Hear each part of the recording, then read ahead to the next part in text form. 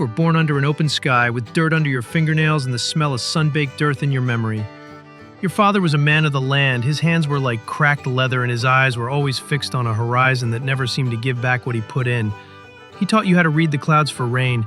Your mother was a woman of the hearth. She taught you how to mend a dress and bake bread that was mostly edible. Life wasn't easy, but it was simple. It was yours. But the sky can be cruel, and the land has a short memory. The rains stopped, the crops withered into brown skeletons. Your father, with a promise he couldn't keep, went searching for gold and became another ghost of the frontier. Your mother's cough became a constant rattling sound in the quiet house. Soon even that fell silent. You were alone, a girl with nothing but a worn-out dress and a hunger that gnawed at your belly. And in a town like this, there's only one door that opens for a girl like you. The one with the red light, where a woman they call the Madam doesn't ask about your past. She just sees your future as an asset. The Madam's place isn't what you expected. From the outside, it looked respectable enough, with a piano playing faintly from within. She gave you a new dress, silkier than anything you'd ever touched. She taught you how to smile even when you didn't feel like it, how to laugh at jokes that weren't funny. You learned that the men who came here weren't all monsters. Some were just lonely. Farmers who missed their wives, young prospectors who hadn't spoken to a woman in months. Your job, the Madam explained, was to keep them happy, keep them drinking. For every drink they bought you, you got a little token to drop into your stocking. But you weren't drinking whiskey. You were drinking cold tea. It was a clever trick. The house made money, and you stayed sober enough to count your tokens. For a while, it felt like a game, a strange, slightly sad game, but one you could win. You weren't one of those girls, the ones in the back rooms. You were a dance hall girl, a lady. At least, that's what they told you. But the line between lady and that girl is thinner than a playing card. One night, a man with hands like worn leather didn't want to dance. He wanted more. The Madam didn't protect you. She just looked away. You soon understood what this place really sold.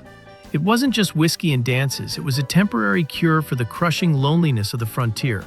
These were men who had gambled everything on a whisper of gold, only to find rock. Men who had worked for months on cattle drives, speaking only to horses and the wind. Men who carried faded letters from wives and sweethearts 1,000 miles away. Here, for the price of a few coins, they could buy the illusion of a life they'd lost or never had. But illusions are fragile. And when the whiskey wore off, their quiet desperation would sometimes curdle into something else. A thrown bottle that just missed your head, a grip on your arm that was a little too tight. You learned to read the room. You saw other girls, some, like you, trying to save enough. Others had given up, their eyes vacant, their laughter hollow. They relied on a little bottle of laudanum, a sweet, dark liquid that promised a few hours of forgetfulness. You swore you'd never touch it. But some nights, when the piano music felt like a funeral march, the temptation was there, whispering. Then, he walked in. He was different. He didn't just want to dance, he wanted to listen. He was a rancher who told you about the open sky. He brought you a flower, not a drink token. He promised you a way out, marriage, a real life. You allowed yourself to hope. You ignored the cynical looks from the other girls. You told yourself your story would be different. He was going to save you. He just needed to go home. And he'd be back for you in the spring. Spring came, then summer. He never came back. That's when you finally reached for the little bottle of laudanum. Just once, but once became twice. Your persistent cough got worse. One afternoon, the Madam approached you. Your dress, she said, was looking a bit worn, your face a bit tired. You were no longer front-of-house material. She moved you from the lively main hall to a tiny windowless room in the back alley. A crib, she called it. The work was the same, but the men were rougher, the pay was less, and the loneliness was absolute. The silk dress was taken from you and given to a new girl with bright, hopeful eyes. Your hands trembled. You weren't the fresh face from the country anymore. You were just part of the inventory, hidden in the back. One day, the madam called you into her office. She didn't yell, she just pushed a ledger across the desk. Your name was at the top of a long column of numbers. The cost of your dress, your room and board, every broken glass, every advance on your earnings when times were slow. You hadn't been earning money. You'd been sinking into debt. You didn't own your life. She did. The tokens in your stocking, they were never meant for your escape. They were just part of the game. You were never getting out. That hope you felt, that was the most expensive thing on the list. The madam owns you.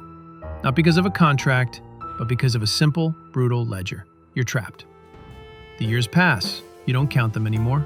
New girls come with the same hopeful eyes you once had. You watch them learn the rules. You watch them drink their cold tea. Sometimes you want to warn them, but what would you say? The world outside is just as hard, just in different ways. You're old now. A ghost haunting the corners of the saloon. The piano player knows a few new songs, but the melody of loneliness is always the same. You were born into a life that was never yours to choose. A pretty thing for a town that despises you, but needs you. And as you watch a new girl nervously laugh at a prospector's bad joke, you realize the most terrifying truth of all. You haven't just been trapped in a job, you've been trapped in a cycle. And it's a cycle that has just begun again.